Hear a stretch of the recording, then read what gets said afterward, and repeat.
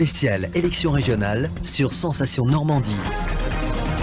De retour sur notre plateau avec Nicolas Meyer-Rossignol, président du conseil régional sortant, tête de liste pour la gauche unie et donc ces élections régionales qui vont nous emmener sur 2 week-ends importants, on vous les rappelle, 6 et 13 décembre. On parlait tout à l'heure SNCF, le train est aussi un moyen de se diriger vers sa destination favorite lorsqu'on est en dehors de la région normande et qu'on a envie de s'y rendre, lorsqu'on est parisien ou un habitant de la Bretagne ou du Sud.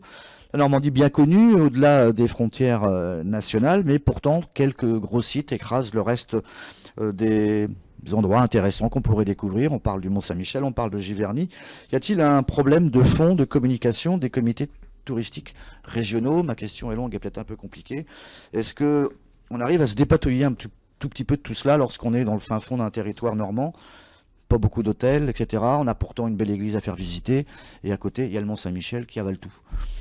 D'abord, je pense qu'on peut dire que la Normandie a fait beaucoup de progrès sur le tourisme, notamment en Basse-Normandie, qui a été vraiment exemplaire sur la politique touristique, et la Haute-Normandie, qui s'intéressait peu au tourisme il y a quelques années, aujourd'hui se développe beaucoup.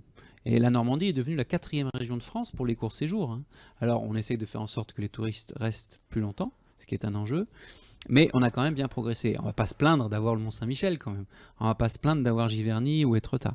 Mais vous avez raison, c'est vrai qu'il faut arriver aussi à faire en sorte que ça profite à tout le territoire. Alors comment on fait ça? 2 choses. La première avec les infrastructures. Par exemple, j'ai mis en place à Deauville de nouvelles lignes aériennes. Ça permet à des touristes, en l'occurrence anglais, de venir sur le territoire et après ils vont un peu partout. Et on a vu cet été des touristes anglais qu'on ne voyait pas avant. Il y en a eu plus de 18 000 quand même, qui sont venus sur le territoire. Et vous savez, le panier moyen de consommation d'un touriste étranger quand il vient dans la région, c'est de l'ordre de 90 € par jour. Donc c'est pas du tout négligeable. Premier point. Deuxième point, aider les acteurs du tourisme. Aider très simplement. D'abord sur des potentiels qui ne sont pas encore valorisés. Je prends un exemple, la Normandie médiévale. Aujourd'hui, la Normandie médiévale, il n'y a pas de circuit très particulier. Il y a des choses, mais elles sont encore éparses. La Normandie à cheval. La Normandie nature, tout simplement, dans l'intérieur des terres, parce qu'on pense beaucoup au littoral, bien sûr, mais il y a tout l'intérieur des terres qui n'est pas encore suffisamment valorisé. Faire des partenariats qui sont juste à côté de nous et auxquels on n'a pas pensé. Savez-vous que Victor Hugo, exilé sur les îles anglo-normandes, Victor Hugo, la maison de Villequier, eh bien, il n'y a pas de lien aujourd'hui touristique. Vous voyez, il y a des potentiels. Les Vikings, il n'y a rien sur les Vikings en Normandie. Partout en France, vous pensez Vikings, vous pensez à la Normandie. Il n'y a rien aujourd'hui. Moi, je veux qu'on ait un grand centre sur les Vikings. Et puis, le tourisme de culture, il faut évidemment développer ça. On a commencé de le faire, particulièrement avec l'impressionnisme, c'est logique, mais il faut continuer. Aider les acteurs, c'est aussi les aider très simplement, très concrètement. On a mis en place une aide qui vient juste de démarrer et qui marche bien pour traduire les documents, les sites internet des hôteliers, par exemple, en anglais, bien sûr, mais aussi en japonais, en chinois, en allemand. Voilà.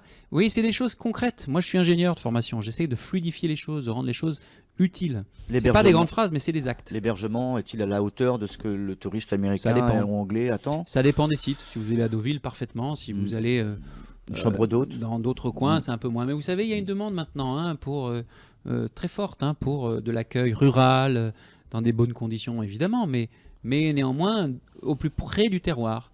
Se réveiller le matin dans le pays d'Auge ou ici, dans le pays de Richard Anton à Bernay, avec le bruit des chevaux sur la route, c'est une expérience. Et ça plaît de plus en plus, à condition de le faire savoir. Et donc il y a des circuits touristiques à développer. Donc si vous êtes encore aux affaires l'année prochaine, c'est l'année de Guillaume le Conquérant, c'est ça? Voilà, la bataille d'Hastings, bien sûr, en octobre 2015, ça sera le 950e, si je ne dis pas de bêtises. Il y a évidemment un gros boulot à faire là-dessus, et on a d'ailleurs dévoilé un nouveau logo pour ça. Mais il faut aussi mettre en relation le château de Guillaume à Caen, il y en a d'autres, château Gaillard, voilà, qu'on puisse mettre en relation, en résonance, les différents sites. Là, vous allez fâcher la plupart des jeunes élèves qui sont plutôt réticents à l'histoire. Oh non, pourquoi l'histoire? Non, au contraire, il y a plein d'élèves que ça intéresse. Les Vikings, c'est un thème extrêmement populaire. Ouais. Non, il y a vraiment des domaines sur lesquels la Normandie a plein de potentiel. Donc c'est un tourisme qui n'est même plus de mémoire, c'est un tourisme du passé, quoi. Non, mais il faut le réactualiser. Mais je peux vous prendre d'autres exemples qui sont plus modernes. Marcel Duchamp, un des artistes majeurs du XXe siècle, parmi les plus connus aux États-Unis. Yvetot. Ouais. Il y a quoi sur Marcel Duchamp aujourd'hui? Quasi rien. Flaubert, Madame Bovary. Il y a des choses, Harry. Bon, c'est pourtant le village. Il n'y a pas grand-chose, honnêtement. On doit pouvoir valoriser ça beaucoup mieux. Je vous ai cité les Vikings. Honfleur et l'Estuaire, une cité internationale de la peinture et des arts plastiques. Voilà quelque chose qui serait un très beau projet pour l'Estuaire. Parce que Boudin, Monet, c'est Honfleur et Le Havre. Satie. Éric Satie, mais vous avez des exemples encore plus modernes. Vous savez, on pourrait donner beaucoup d'autres exemples sur la littérature, par exemple. Maupassant, j'ai bien sûr Flaubert, on pourrait parler de Corneille et pourquoi pas de Philippe Delerme ou de Michel Onfray. Il y a une modernité culturelle très importante en Normandie. D'Édith Piaf à Bernay. Vous savez, la Normandie, ce qui est à la fois très fort et en même temps un peu handicapant, c'est que c'est une marque très connue. Donc l'avantage, évidemment, c'est qu'on la connaît dans le monde entier, c'est formidable. Mais soyons honnêtes, c'est aussi parfois un handicap, parce qu'on la connaît pour son image d'Épinal, entre guillemets, et pas forcément pour ce qu'elle est réellement. Si je vous dis que la Normandie, c'est le rappeur Orelsan, ou Tony Parker, ou Nicolas Batum, ou Thomas Pesquet, le prochain Français dans l'espace, peu de gens le savent. Pourtant, c'est la Normandie. Faut le faire savoir. Voilà, vous êtes parti de Lisieux à Alençon, en allant jusqu'à Rouen, c'est ça? Ah bah oui, En mais gros. François Morel et son cartel des pâtes molles. Du côté de Flers et de Saint-Georges-les-Groseilliers. Exactement. Autre sujet, la politique sociale. Est-ce que vous avez l'impression qu'on en est revenu de cette image un peu négative de la France d'en haut, France d'en bas, les Français des immeubles et ceux des résidences? Est-ce qu'il y a encore du travail malgré l'ANRU? Beaucoup d'argent a été investi pour refaire en fait une beauté de façade à des quartiers, mais derrière, les gens ont toujours mal à leur emploi, ils ont mal à leur âme, ils se sentent mal. Il y a encore beaucoup de travail. Sinon, on n'aurait pas le chômage. La Madeleine d'Évreux, ça va mieux? Oui, mais il y a encore du travail. Moi, je vois le travail extraordinaire qui a été fait à Val-de-Reuil, par exemple, avec la politique en rue. Il y a eu des choses très intéressantes qui ont été faites sur le pays elbevien. Mais il y a encore énormément de travail. Donc, là encore, il faut être très modeste et considérer que la tâche, elle n'est jamais terminée. Mais la question derrière, c'est le service public. Moi, je défends du service public. Service public de qualité et bien géré. Vous savez que la région, c'est la région la mieux gérée de France. On a la dette la plus faible de France. Et en même temps, on est le premier investisseur. Et gérer, c'est bien, mais investir, pourquoi? C'est ça qui est important. Et investir pourquoi? Investir pour les territoires. La région, c'est la seule collectivité demain qui peut justement avoir cette vision globale et dire, voilà, il faut équilibrer ici, accentuer là. Pourquoi? Parce qu'ici, le chômage, il est plus fort. L'endroit où j'investis le plus, c'est Le Havre en Haute-Normandie. Pourquoi? Parce que Le Havre a une problématique de chômage importante. Et il faut pouvoir appuyer des projets lourds au Havre, par exemple des projets portuaires ou sur les énergies marines ou sur l'enseignement supérieur. Ce que j'essaye de vous dire, c'est que la région elle a un rôle d'impulsion, mais elle a aussi un rôle d'égalité des territoires. Aucun territoire dans la Normandie doit être oublié demain. Et moi, je serais très attentif à ça. Dans certains quartiers défavorisés qu'on appelait autrefois les banlieues, il y avait une boulangerie, une auto-école, il y avait un bureau de tabac. Là, il n'y a plus rien, quoi. Donc c'est Oh, vous êtes dur. Il y a des quartiers où c'est difficile, mais il y a aussi des choses. Moi, je suis allé à Alençon il y a la 2 jours. poste. Il y a aussi des services qui reviennent, il y a aussi des services qui sont maintenus grâce à l'action des pouvoirs publics locaux. Quartier du Ramponneau à Fécamp. Voilà, vous avez aussi des choses qui sont développées grâce aux politiques de la ville que soutient la région. Mais ça dépend quand même des mairies, ça dépend des collectivités locales, et puis ça dépend d'un accompagnement par la région. Et avoir un établissement scolaire de proximité qui soit Par exemple. dans la mixité sociale, c'est aussi l'un Exactement, des ça thèmes. c'est très important. Je parle des lycées.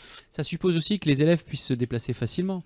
Nous proposons que les transports scolaires pour les collégiens et les lycéens, qui sont aujourd'hui gérés par les départements et qui à partir de 2017, selon la loi, seront gérés par les régions. Eh bien, nous proposons que ces transports scolaires pour les collégiens et les lycéens soient à partir de 2017 gratuits pour les familles, coût zéro pour les familles. C'est-à-dire que le coût soit pris en charge par la collectivité. On peut le faire parce que c'est à peu près 150 000 élèves, hein, c'est beaucoup. Ouais. On peut le faire parce qu'on a des finances qui ont été bien gérées, sinon on ne pourrait pas le faire. Moi, je ne veux pas faire de fausses promesses, mais ça, on peut le tenir. Et pourquoi c'est important? Parce que ça permet à des gamins qui sont un peu loin d'un lycée ou d'un collège d'accéder à tel établissement et à poursuivre leurs études et à faire des études de qualité, ce qui reste quand même le meilleur sésame pour ensuite trouver un bon boulot. La politique sociale, c'est aussi la politique d'entraide. Est-ce que la région va continuer, malgré que ça va être difficile au niveau économique de pouvoir aider tout le monde, en tout cas sur le même tableau? Je ne veux pas relancer la polémique sur les Restos du Cœur, mais la région est l'un, en tout cas, des premiers aidants. Ce qui est sûr, c'est que la région, elle est un acteur important de soutien aux associations. Et moi, j'ai été très déçu, je le dis, hein, je le regrette profondément, que les départements, et en particulier le département de l'Eure, coupent et stoppent un certain nombre de choses. Quand on dit, comme l'a fait le département de l'Eure, le 276, c'est mort, je suis désolé, c'est dommage, parce que le 276, ça finance les bus pour les gamins le week-end pour aller faire les sorties de leur association sportive.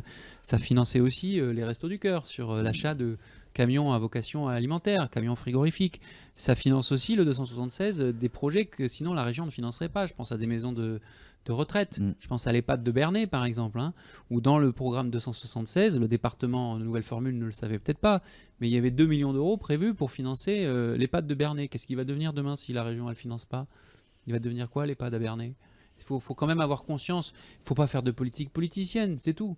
Il faut essayer de travailler pour un territoire. Et le 276, c'était on se rassemble, département-région, parce qu'on travaille mieux ensemble et que c'est plus efficace ensemble.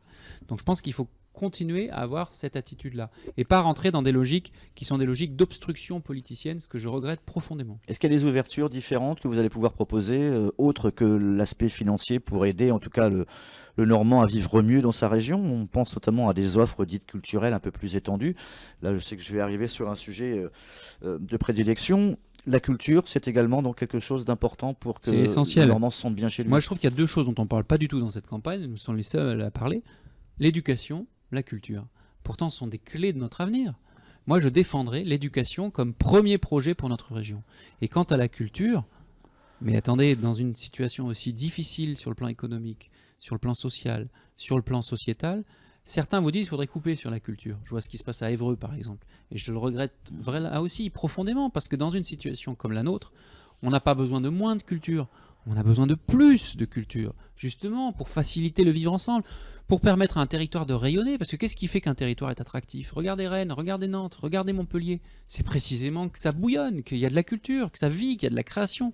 Et on a des gens extraordinaires dans le domaine de la culture. Je vous citais tout à l'heure des philosophes, des écrivains ou des artistes, mais il y en a beaucoup d'autres. Thomas Joly, le metteur en scène, David Bobet qui fait jouer Béatrice Dalle.